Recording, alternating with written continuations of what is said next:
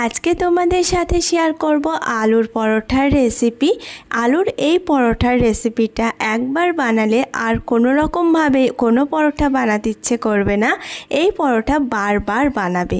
তো এখানে নিয়েছি 1 কাপ আটা, তার সাথে 1 কাপ ময়দা, 4 চামচ মতো নিয়েছি বেসন, 1 চামচ লবণ, 1 চামচ চিলি ফ্লেক্স, 1 চামচ চিনির গুঁড়োর পাউডার, আর এর সাথে নিয়েছি আজওয়াইন 1/2 চামচ। আর এখন ভালোভাবে মিক্স করে নিচ্ছি।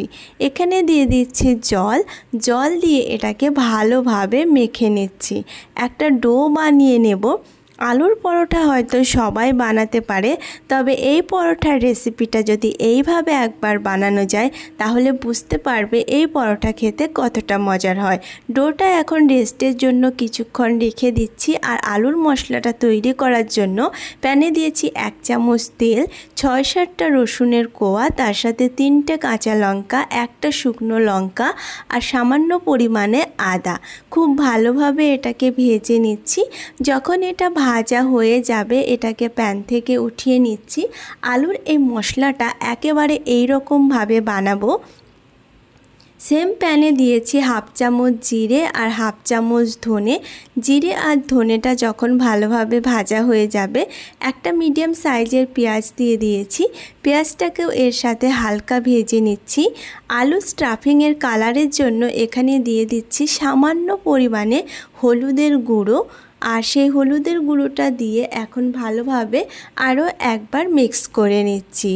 আলুর এই পরোটাটা একবার বানালে খেতে কিন্তু দারুণ লাগবে, বুঝতে পারবে। আলুটা আগে থেকে ম্যাশ করে রেখে দিয়েছি। আর এখন এই মশলাগুলো এখানে অ্যাড করছি। কাঁচা লঙ্কা, রসুন ভাজা আর আদার ভাজাটার পেস্টটা বানিয়ে দিয়ে দিয়েছি। তার সাথে এখানে দিচ্ছি ধনে পাতা 1 মুঠো। আর এখন এর সাথে অ্যাড করছি লবণ 1 চামচ, আর তার সাথে দিয়ে দিয়েছি কাসুরি মেথি 1 চামচ। আর খুব ভালোভাবে মিক্স করে নিচ্ছি। আদা আর কাঁচা লঙ্কা রসুনটাও পেস্ট করে এর মধ্যে অ্যাড করেছি। আর এখন এটা মিক্স করে নিচ্ছি। সবগুলো মশলা দিয়ে দিয়েছি। ডোটা এখন পুরোপুরি রেস্ট হয়ে গেছে আর খুব ভালো মতো সফট হয়ে গেছে। আরও একবার মেখে নিচ্ছি যাতে আরও একটু সফট হয়ে যায় আর খুব সুন্দরভাবে ফুলে উঠবে এই ডোটা। তো এখন ডোটা রেডি হয়ে গেছে। এর থেকে লিচি কেটে নিচ্ছি। হাতে হালকা একটু আটা বা ময়দা লাগিয়ে নেবে, তাহলে একদম হাতে লেগে যাবে না। আর এভাবে গোল গোল করে হালকা একটু চ্যাপটা করে বড় করে নিচ্ছি যাতে আলুর স্টাফিংটা বেশি করে এর ভিতরে দেওয়া যায়। যত বেশি আলুর স্টাফিংটা এর ভিতরে ফিল করা যাবে পরোটা খেতে তত বেশি মজার হবে। তো স্টাফিংটা একটু বেশি করে দেওয়ার চেষ্টা করতে হবে। আর আলুর স্টাফিংটা এইভাবে বানাতে হবে, ডোটাও ঠিক এইভাবেই বানাতে হবে, তাহলে খেতে কিন্তু দারুণ লাগবে। এখন খুব ভালোভাবে এটা সিল করে দিচ্ছি। এইভাবে একদম বেরিয়ে আসবে না এইভাবে সিল করলে। সবগুলো ডো থেকে এভাবে লিচি কেটে স্টাফিংগুলো ভরে নেব প্রথমে, তারপরে বেলে নিচ্ছি। এখানে ময়দা বা আটা দিয়ে বেলে নিলেই চলবে। এখানে আমি ময়দা দিয়ে বাস হালকা হাতে বেলে নিচ্ছি। এখন দেখতে পাচ্ছ স্টাফিং একদম বেরিয়ে আসেনি আর কতটা সুন্দর বেলা হয়েছে। আর আলুর স্টাফিংটা একেবারে পুরো পরোটার মধ্যে ছড়িয়ে গেছে। এখন এই পরোটাটা কেউ যদি চায় তেল ছাড়াও সেঁকে খেতে পারবে বা ভেজেও খেতে পারে। অনেকে তেল পছন্দ করে না, সেক্ষেত্রে এগুলোকে তেল ছাড়াও এইভাবে ফুলে উঠবে আর ফুলে উঠে এরকমভাবেই কিন্তু খাওয়া যাবে। তবে চাইলে এগুলোকে ভেজে নেওয়া যাবে বাটার, ঘি বা তেল দিয়ে। এখানে আমি 1 চামচ মতো তেল দিয়ে দিচ্ছি আর দুটো সাইডে এইভাবে ভালোভাবে ভেজে নিচ্ছি। পরোটা যেহেতু সেহেতু ভাজায় বেশি ভালো লাগবে। তো এইভাবে সবগুলো পরোটা বানিয়ে নিচ্ছি।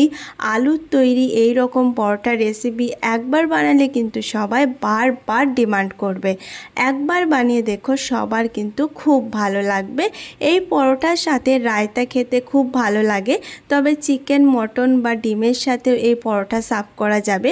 এখানে আমি দই নিয়ে নিয়েছি আর দইয়ের সাথে এখানে অ্যাড করছি টমেটো, তার সাথে এখানে দিয়ে দিয়েছি শসা আর তার সাথে দেব পেঁয়াজ কুচি। এর সাথে এখানে অ্যাড করছি 2টো কাঁচা লঙ্কা কুচি, তার সাথে সিদ্ধ আলুটা আমি এইভাবে পিস পিস করে কেটে নিয়েছিলাম। এখন এখানে অ্যাড করছি ধনে পাতা 1 চামচ, আর তার সাথে এখানে দিচ্ছি 1/2 চামচ লবণ, 1/2 চামচ চাট মশলা, সামান্য জিরের গুঁড়ো দিয়ে ভালোভাবে মিক্স করে নিচ্ছি। পরোটার সাথে দই খেতে অনেক ভালো লাগে বা রায়তাটাও অনেক বেশি ভালো লাগে। এরকম একটা রায়তা পরোটার সাথে কিন্তু দারুণ লাগবে। তবে চিকেন, মটন বা যে কোনো কিছুর সাথে এই পরোটা সার্ভ করা যাবে। একবার এই পরোটার রেসিপি বানিয়ে দেখো, আশা করছি সবার খুব ভালো লাগবে। আজকের রেসিপি যদি ভালো লেগে থাকে অবশ্যই একবার ট্রাই করো আর আমার চ্যানেলকে সাবস্ক্রাইব করো।